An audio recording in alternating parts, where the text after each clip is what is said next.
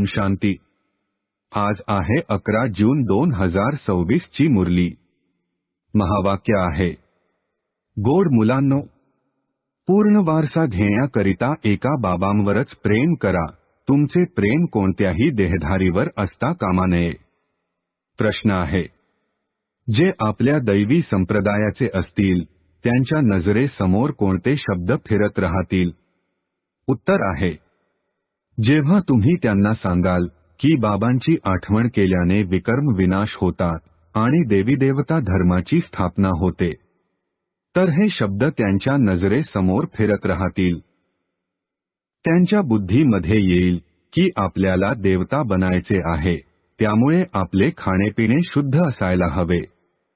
धारणेसाठी मुख्य सारांश आहे, 1.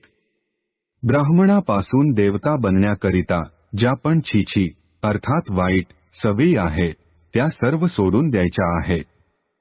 शूद्रांना ब्राह्मण धर्मामध्ये परिवर्तित करून देवता बनविण्यासाठी या ईश्वरीय मिशनच्या कार्यामध्ये सहयोगी बनायचे आहे। दारू, सिगरेट या ज्या पण वाईट सवयी आहेत त्या सोडून द्यायच्या आहे। 2. या विनाशाच्या वेळेला एका बाबावरच खरे प्रेम असले पाहिजे। जुने घर कोसळणार आहे म्हणून यामधून आपले मन काढून नवीन दुनियेमध्ये गुंतवायचे आहे। आजचे वरदान आहे, श्रेष्ठ कर्माद्वारे सिमरण योग्य अर्थात नावजपण्या योग्य बनणारे योगयुक्त युक्तियुक्त भव। स्पष्टीकरण आहे, तुमचे प्रत्येक कर्म जितके श्रेष्ठ असेल तितकेच श्रेष्ठ आत्म्याकडून तुमचे स्मरण केले जाईल अर्थात नामजप केला जाईल।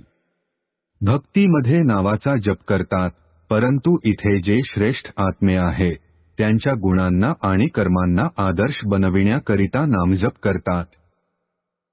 तर तुम्ही श्रेष्ठ कर्मांच्या आधारे स्मरण योग्य अर्थात नामजप करण्या योग्य बनत जाल, यासाठी योगयुक्त बना।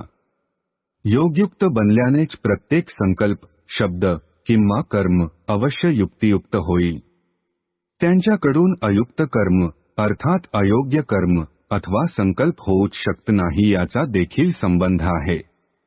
स्लोगन आहे, निमित्त आणि निर्माणचित्त हीच ख्या सेवाधारीची लक्षणे आहे। ओम शांती।